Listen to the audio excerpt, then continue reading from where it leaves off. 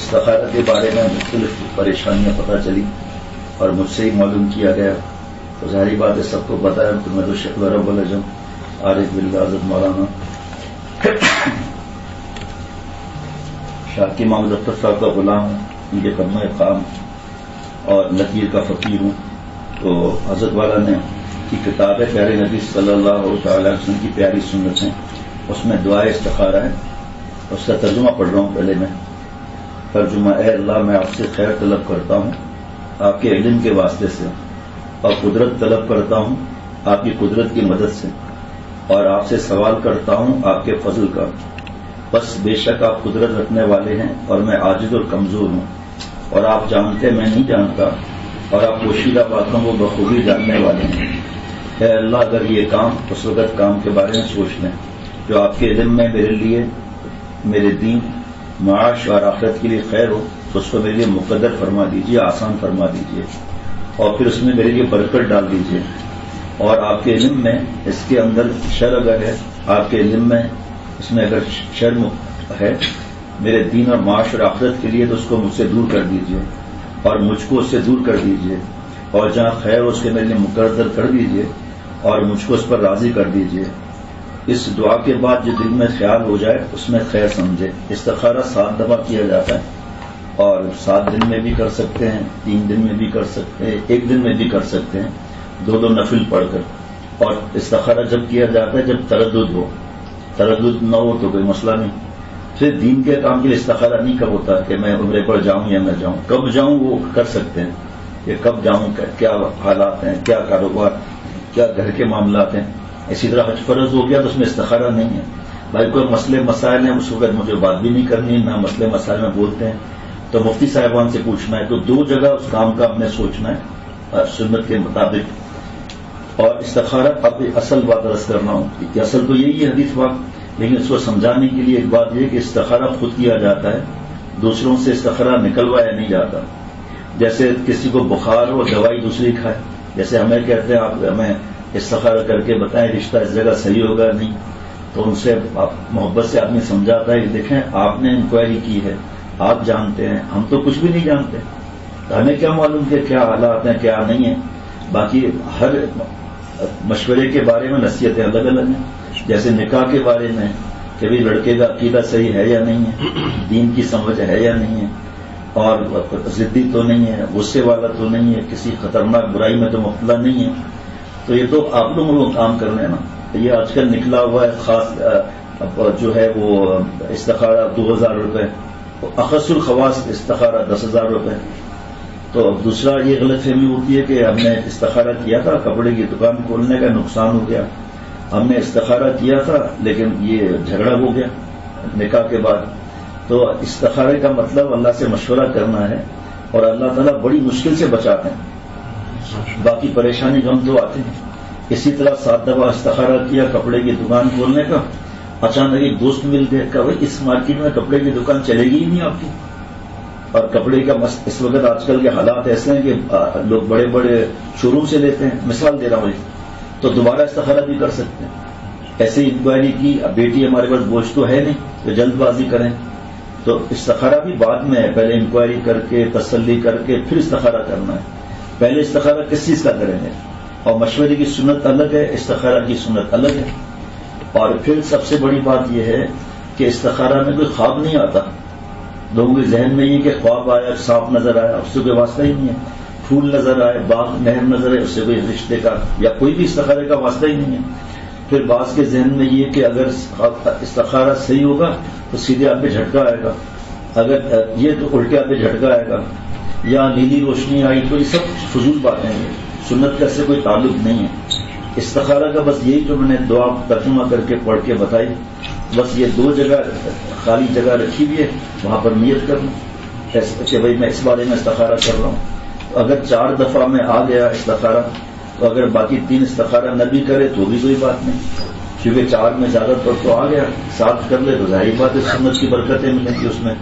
جلد بازی نہیں کرنی چاہیے کسی کام میں ہو۔ اچھا اس طرح اگر فرض کریں کہ جو جلدی کوئی فیصلہ کرنا ہے، دکان پر کاروبار میں کچھ انکوائری ہو رہی ہے، اس کو فوراً جواب دینا ہے، تو اس کے لیے چھوٹا استخارہ بھی ہے، اور وہ آدمی اس وقت 7 دفعہ کر لے دل میں اس کی فکر رکھ لے. وہ ہے اللہم اغفر لی واغفر لی، اللہم اغفر لی واغفر لی، اللہم اغفر لی واغفر لی. یہ 7 دفعہ پڑھ کر جو دل میں خیال ہے عمل کر لیں. مطلب چھوٹی بات میں بھی اللہ سے مشورہ ہو رہا ہے. باقی یہ لوگوں کے اس میں آ کر اور لوگوں کے پیچھے پڑ جانا، پیسے دینا استخارہ کے، کچھ بھی نہیں ہے.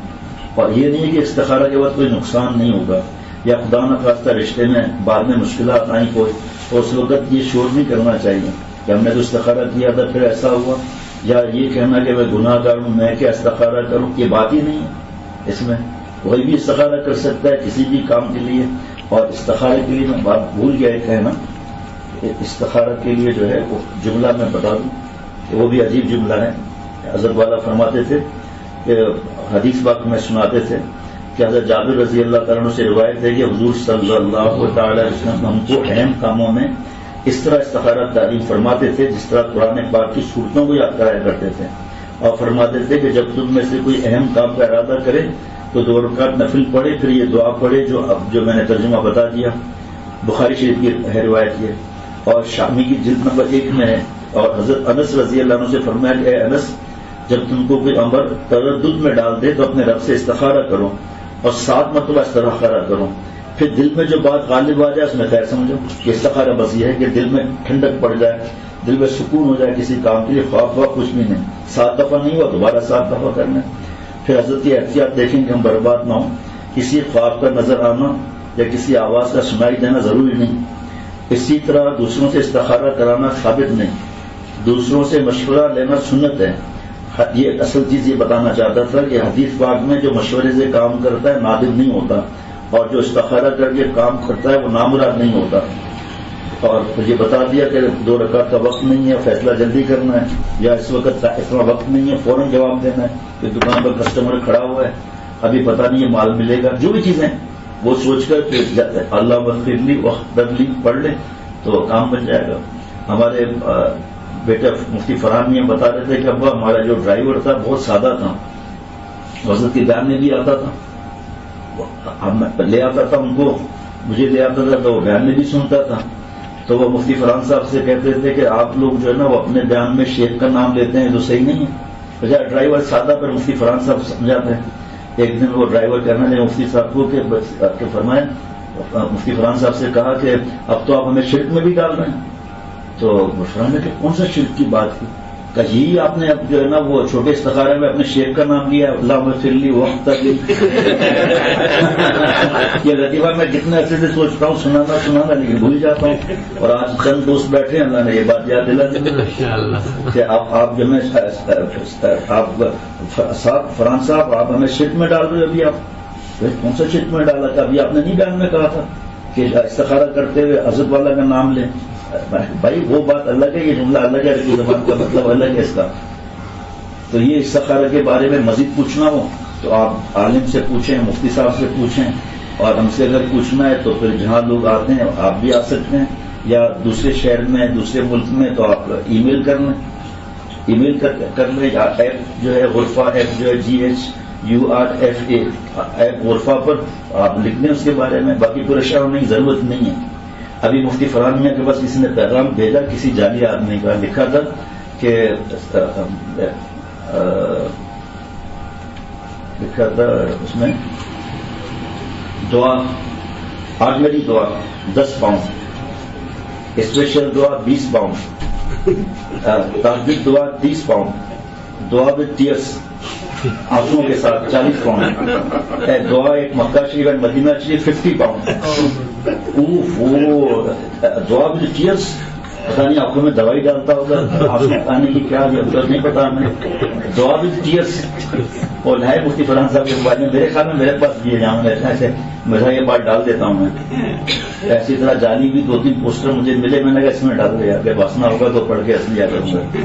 اب یہ دعا وتھ ٹیئرس اب لوگ رجوع کرتے ہیں، ڈپازٹ اتنے اکاؤنٹ فلاں اکاؤنٹ دبئی کا، اور خود بیٹھا ہوا پاکستان میں، اور کمپیوٹر آج کل ڈرامے ہیں نا یہ کیا اللہ معاف فرمائے. اس لیے استخارہ کسی سے کرانے کی ضرورت نہیں ہے. اللہ تعالیٰ ہم سب کو عمل والا بنائے. اللہ تعالیٰ اپنا قرب عطا فرمائے. ہر کام سنت اور شریعت پر کرنے کی اللہ توفیق عطا فرمائے.